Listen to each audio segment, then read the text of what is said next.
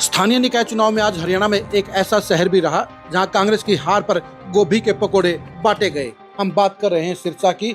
सिरसा में नगर निगम चुनाव में आज बीजेपी की जीत हुई और कांग्रेस की हार हुई। कांग्रेस की नगर परिषद की चेयरमैन परिषद प्रत्याशी लगभग 13,000 वोटों से चुनाव हार गई और कांग्रेस सिर्फ 4 पार्षद ही बनवा पाई। सिरसा में नगर परिषद के चुनाव जितवाने का ठेका विधायक गोकुल सेतिया ने ले लिया था।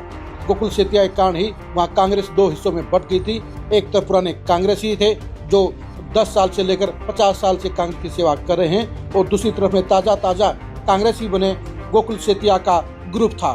गोकुल सेतिया ने इस चुनाव को जितवाने का ठेका लिया और इस मामले में और कॉन्फिडेंस में आकर सांसद कुमारी शैलजा को भी इग्नोर करने का काम कर दिया। लेकिन सिरसा की जनता ने गोकुल सेतिया को न सिर्फ ठेंगा दिखाने का काम कर दिया है बल्कि गोभी खोदों ने भी गोकुल सेतिया को उनकी हकीकत बताने का काम कर दिया है। आखिर गोभी खोदों का क्या रोल था और आखिर सिरसा में आज गोभी के पकोड़े क्यों बटे, ये जानने के लिए आज की इस खरी खबर को गौर से देखिए।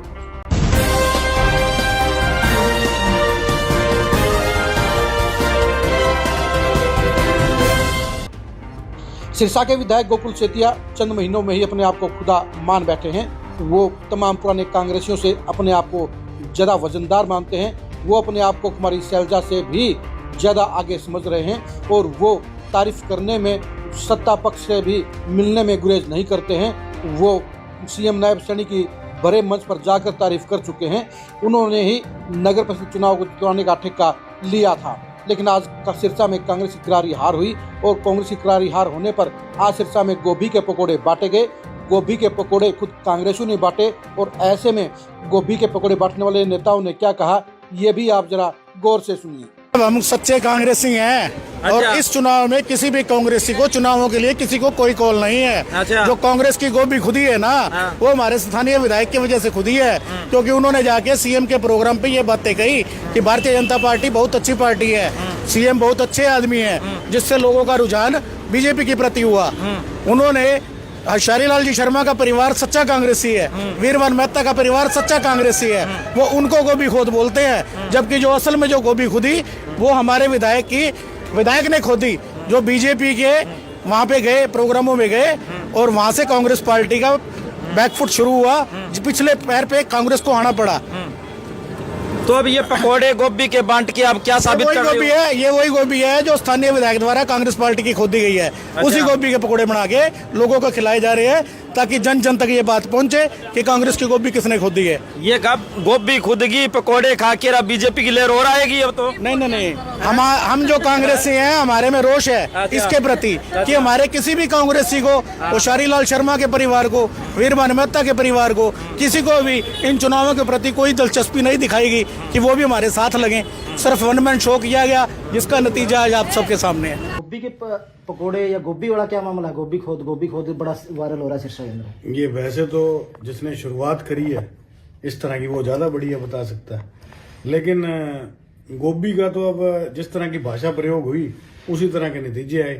देखो, हर चीज में कभी कोई गब्बर के डायलॉग, कभी कोई फिल्मी डायलॉग, हर चीज में इस तरह की बातें नहीं चलती।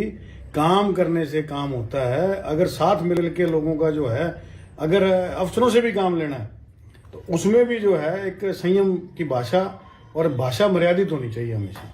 तो जहां तक आप गोभी की बात कर रहे हैं तो वो पार्टी की गोभी खोदने की बातें कही, लेकिन उसमें ये सोचना चाहिए कि ये गोभी खोदी किसने। ये पूरी तरह से मैं जिम्मेवार जो मैं इसमें मानता हूँ वो विधायक को मानता हूँ, क्योंकि उन्होंने जिस तरह से बीजेपी के सीएम की मदद जिस तरह से जाके मंच पे की या तारीफ की, उससे जो है इस तरह का हताशा वर्कर में आई कि हम जिनके खिलाफ चुनाव लड़ रहे हैं, हमारा विधायक जाके उनके साथ उनकी तारीफ कर रहा है। तो हमारा जो निराश हुआ कांग्रेस कार्यकर्ता, तो ऊपर से जो है कांग्रेस के कार्यकर्ताओं को टिकटें ना दे के अपनी जेब की पार्टी बना के अपने आदमियों को आगे किया गया अपनी जिम्मेवारी पे। तो गोभी तो इन्होंने खोदी और एक कल्ली कांग्रेस पार्टी की नहीं खोदी, इन्होंने पहले और पार्टियों की भी खोदी।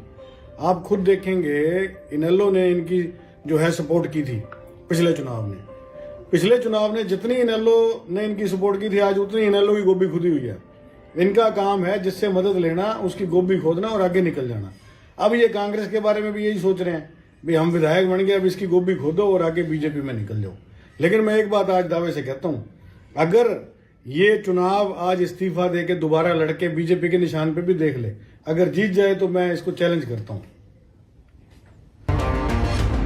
आपने सुन लिया होगा कि कांग्रेस के नेताओं को दर्द है कि उनका सहयोग नहीं लिया गया, उनको इग्नोर कर दिया गया और उन्हें गोभी खोद कहकर उनका अपमान किया गया, और इसका बदला लेते हुए ही सिरसा की जनता ने गोकुल सेतिया के प्रत्याशियों को धूल चटाने का काम कर दिया।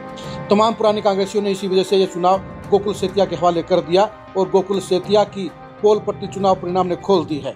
विधानसभा चुनाव में गोकुल सेतिया को 55,000 वोट मिले थे, लेकिन नगर परिषद के इस चुनाव के अंदर उनके प्रत्याशी को महज 28,000 वोट मिले, यानी उनके 50% वोट जनता ने काट लिए, जनता ने खत्म कर दिए और उनके प्रत्याशी की 13,000 वोटों से हार हुई।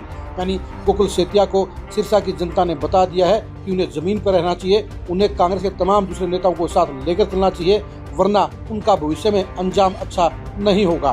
5 महीने पहले तो कांग्रेस के सरकार के माहौल में गोकुल सेतिया आसानी से चुनाव जीत गए थे, लेकिन नगर परिषद चुनाव ने बता दिया है कि गोकुल सेतिया की असलियत क्या है, गोकुल सेतिया का जनाधार कितना है, गोकुल सेतिया का वोट बैंक कितना है, और उन्होंने और कॉन्फिडेंस में आकर कांग्रेस का सिरसा में भट्ठा बैठाने का काम कर दिया है।